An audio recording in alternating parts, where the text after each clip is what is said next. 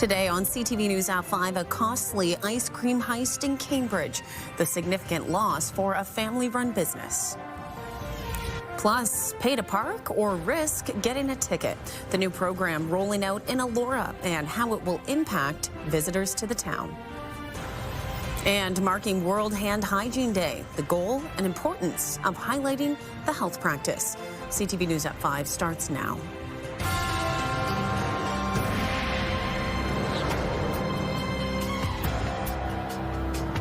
Good afternoon, everyone. Thanks for being here with us. An outdoor eatery and Cambridge staple has become the victim of a costly ice cream heist. Over the weekend, LA Franks says one or more thieves broke into their food stand and made off with dozens of large ice cream tubs. And as CTV Spencer Turcotte tells us, that will cost them thousands of dollars.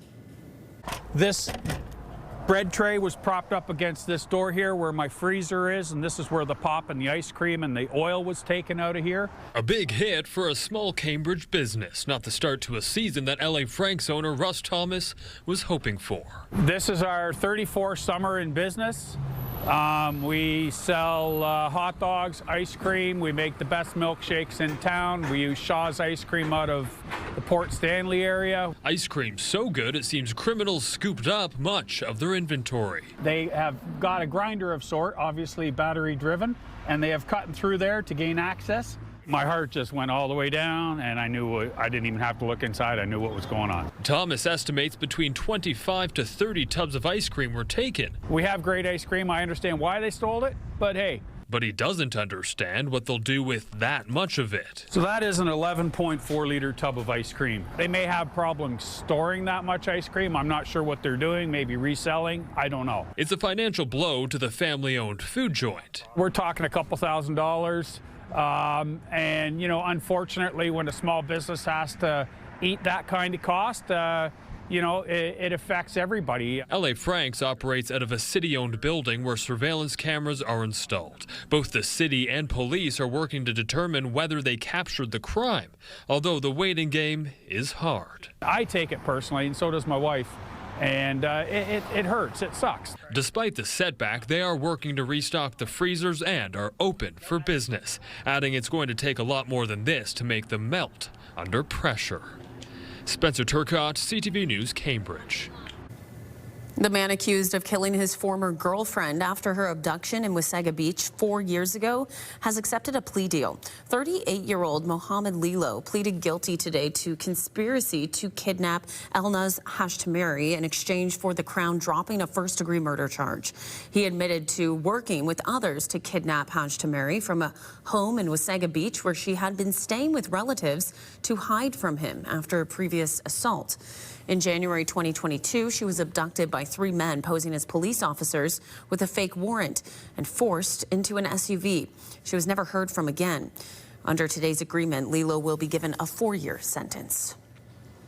In Hamilton, a police officer was sent to hospital following a crash this morning. It happened just before 7:30 in the Highway 6 area.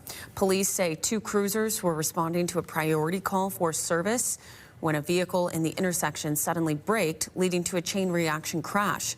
All 3 vehicles were damaged, with 1 officer being taken to hospital as a precaution. And Peel police are looking for a suspect after a man in his 20s was seriously hurt in a fight in Mississauga this morning. Officers found the victim suffering from signs of trauma in the drive-thru of McDonald's on Lakeshore around 12:40.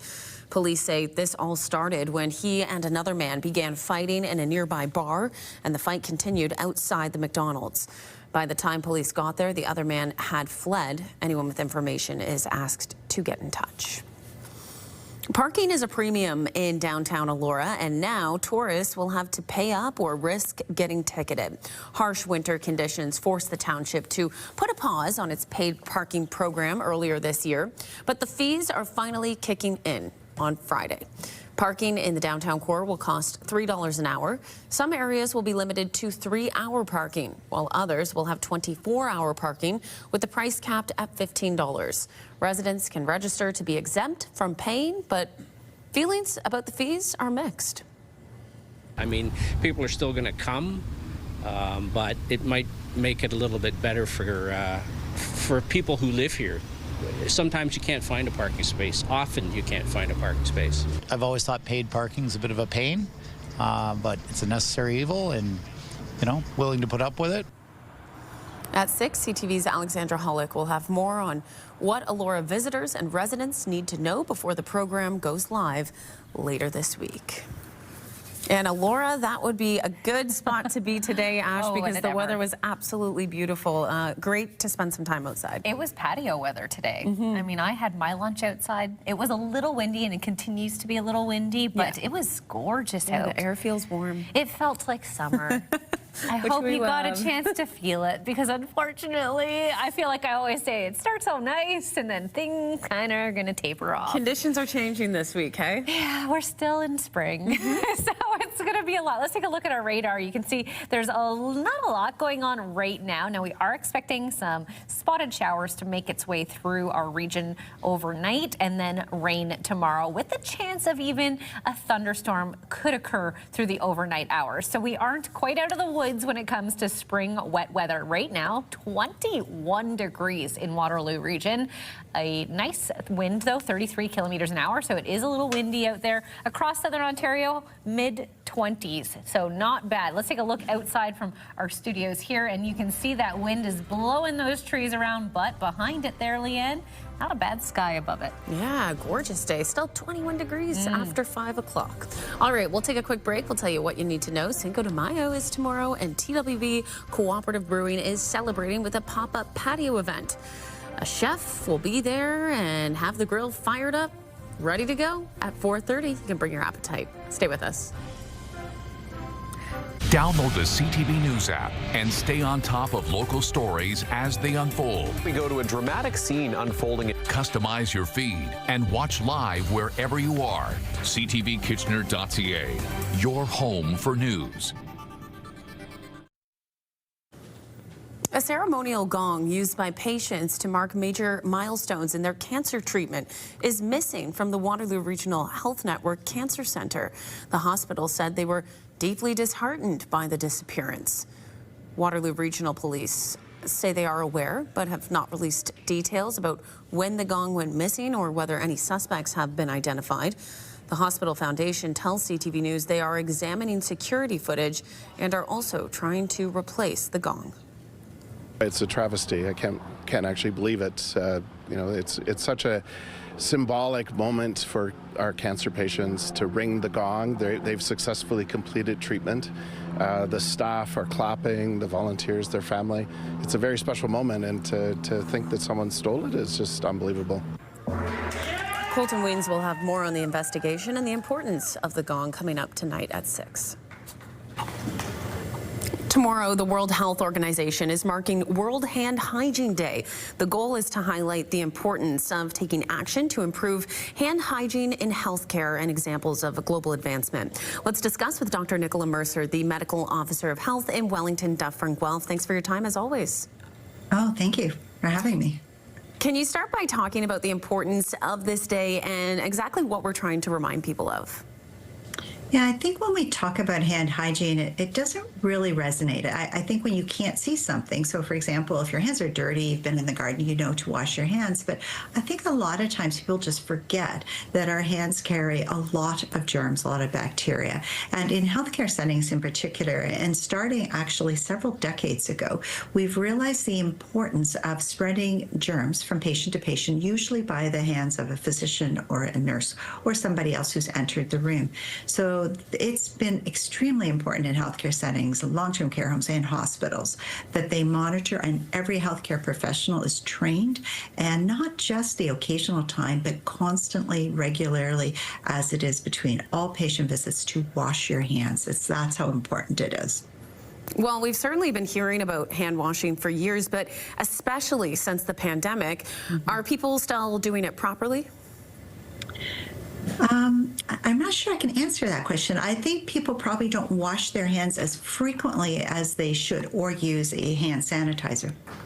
I think that it's easy to forget. I think there's times when we all know when to wash our hands after you use a washroom, for example, but then there are other times when you're cooking. What have you handled? Have you blown your nose? Have you touched something? People just don't always think about those things, so I think there's still a lot of room for improvement. Always. How big of a role do our hands actually play in spreading illnesses? They're really significant, a lot more than people think. It is very easy to touch a rail and rub your nose, and then you could be infected. For busy families or maybe people on the go, what are some easy ways that they can build better hand hygiene habits? Well, I think first and most important thing is parents or adults in their life have to model what hand hygiene looks like. And for little children in particular, you can actually make a game of it, teaching them to, some people say happy birthday while they're washing their hands, or some other mnemonic to help them get the sense of how long they're supposed to wash their hands for and how to do it.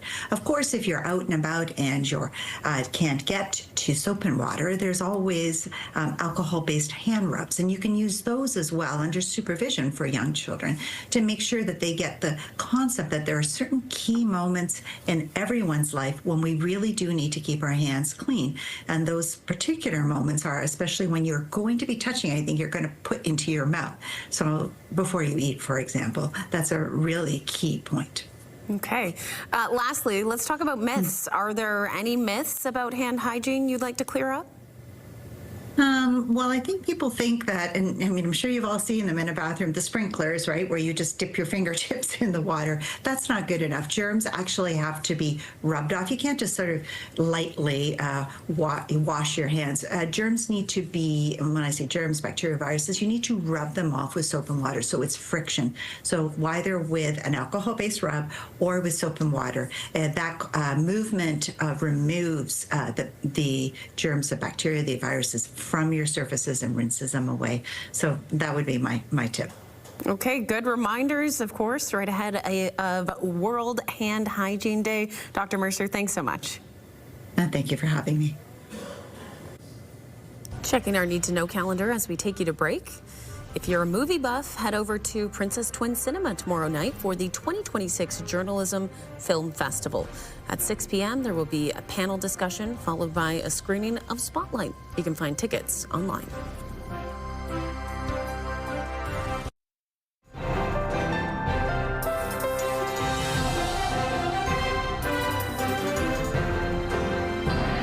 Is back with a look at the full forecast. So nice to start the week out on this note because the weekend overall, the weather wasn't that great. It was cold. It was cold. It felt more like March than May. It was not great. And yesterday afternoon, we had a bit of late afternoon showers roll through, and that brought with it some wind and cooler weather. And oh yeah, I got caught out there in it. I tried to barbecue. It was a mess. I mean, today's weather more ideal for barbecuing. Kind of afternoon. It is beautiful out there, and I strongly suggest if you're a fan of the warm weather and sunshine, you get out and enjoy it because things are going to cool off a little bit. Yeah, we are in that spring roller coaster still. It's not over yet. Let's take another look back outside. It is looking pretty good out there right now. As you can tell by those trees, it is a little windy. Just before the break there, we saw wind was about 33 kilometers an hour, and is, you know, you're definitely going to feel it. Maybe a light jacket this evening as the sun goes down, but overall, it has been a great start to the week. I mean, Mondays aren't ever that bad when the weather is good. It always makes Mondays better. Let's take a look at the futurecast, paint the picture of what we can expect over the next day or so. Right now, we're starting to get a little bit of cloud cover rolling towards Waterloo region. We will continue to see that. Now, we might see a spotty shower over the next couple of hours, but it's not until the overnight hours where rain starts to set in. Now, there is a slight chance that we could see an overnight thunderstorm. It's a very minimal chance, but either way, there will still be rain. So if you are headed out through the overnight hours and definitely through Tuesday, you're going to need an umbrella. This is a giant band of precipitation that's moving south of us, but we're just hitting the edge of it, and we are going to see some steady rain because of that precipitation. Now, that's going to continue through the overnight hours into Wednesday, but good news is we should see some sun through the back half of the week. As we take a look at what's happening right now, a very nice day on the west coast. 21 degrees in Vancouver, sunny in Prince George, and 19 on the other side of the Rockies. Still quite nice, 11 degrees and 12 in Edmonton and 12 in Calgary. So not too bad. As we go through the prairie provinces, little cooler, 5 in Saskatoon, Thompson -3 and seeing some snow. So hey, we could be in Winnipeg and Thompson and feeling a lot cooler than we're going to over the next 24 hours.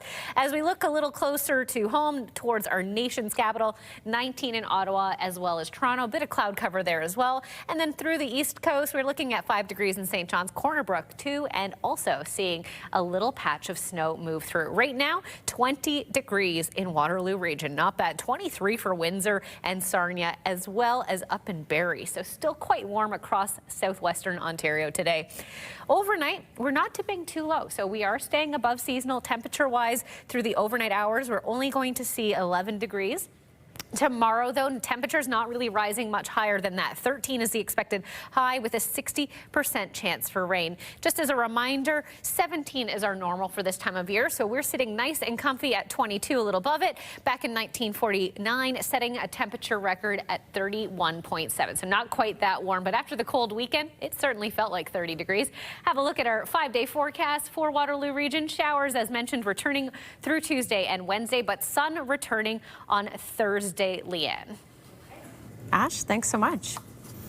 Well, that stretch of unseasonably chilly weather created some added challenges for farmers across Waterloo region. The recent cold snap combined with persistent spring rain is slowing planting and raising concerns about crop development.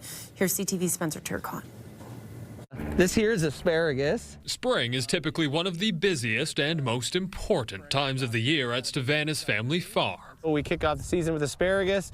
Then we have sweet corn, potatoes, green and yellow beans, tomatoes, peppers, jalapeno peppers, kale. We kind of have a mix of everything. That's not including the row crops, corn, soybean, and wheat. But with so much to manage, the forecast hasn't necessarily been on their side. It's a little cooler than normal. It could get even colder, too. For farmers, that could mean frost, something Aaron Stavanis has been dealing with. So when it came up, frosted off. The asparagus is only a couple inches tall right now. We like it to be like 6 inches when we cut it. So we need some heat to get that to push. It's not just the cold that's complicating things, but the rain, too. We want rain, obviously, because, you know, rain makes grain, rain makes food. But it can be a challenge when you're trying to get stuff in the ground. Once again, putting it in fit, essentially making sure there's no mud or anything so it doesn't cement over. On the farm, it's all part of the job, making the most of what Mother Nature gives you.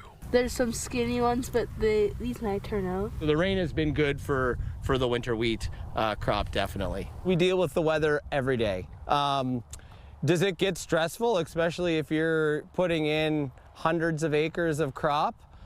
It can. But it's not something Stavanis Family Farm isn't equipped to handle, especially when some patience and a bit of warmth goes a long way. Spencer Turcotte, CTV News, Bloomingdale. Still ahead on CTV News at 5, postseason play.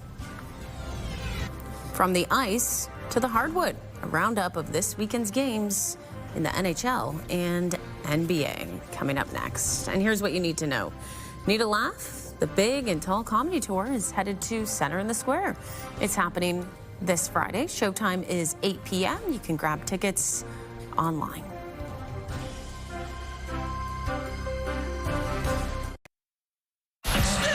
Bounce 99.5 has the music you just can't quit. Home of Bounce Mornings with Angie Hill and Sarge. KW's Bounce 99.5. Listen on the free iHeartRadio app. In tonight's digital dive, a popular Waterloo pub is up for sale. Known for live music, great food, and good times, the Duke of Wellington has been in operation since 1980. It's listed for just under $600,000. To find out more information on that, our online team has the details. Scan the QR code, download the CTV News app, or go to ctvnewskitchener.ca.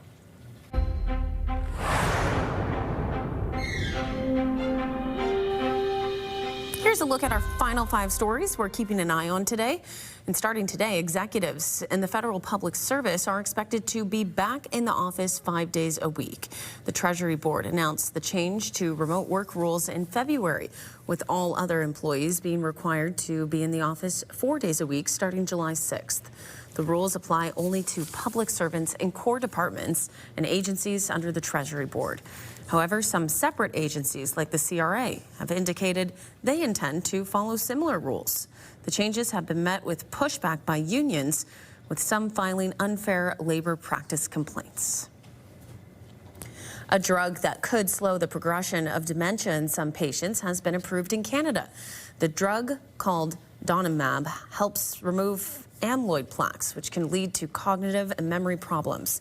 It showed early promise, with nearly half of patients showing no progression of their dementia in the first year of use. But the Alzheimer's Society back in 2023 raised concerns about the trials, noting 23% of those on a placebo also showed no progression. They also noted the trial groups were not ethnically diverse. The province is introducing legislation which will allow special constables to arrest people who use drugs on public transit. When passed, special constables will have the power to issue tickets or make arrests if a person is caught using drugs on buses, streetcars, or subways. Those convicted under the provincial code could face a maximum fine of $10,000 or 6 months in prison. 9-3 Tampa Bay, but Montreal threatening here, scores on a deflection, and Montreal has struck first. In sports, we'll start on the ice. The Montreal Canadiens have advanced to the next round of the 2026 Stanley Cup playoffs. Montreal will be the only Canadian team to advance to the second round after a 2-1 win over the Tampa Bay Lightning. Montreal had only 9 shots in the game, but still happened to come away with the win. They now face the Buffalo Sabres, and that series will start up on Wednesday. And the Raptors, after taking Game 6 at home, they fall in Game 7 to the Cleveland Cavaliers. Different story for the Toronto Raptors last night. Their road in the postseason has run out. The Cavaliers outlasted the Raps 114-102 in the 7th game of their first-round Eastern Conference playoff series. Toronto never trailed in the first half of last night's game. The wheels fell off in the third quarter, and they just couldn't recover and get it done. What a game to watch. So many sports games on the go this weekend. All right, that's it for us. We're back at the top of the hour with your next local news. Take care. Have a good night. Spins around, hesitates, puts it up.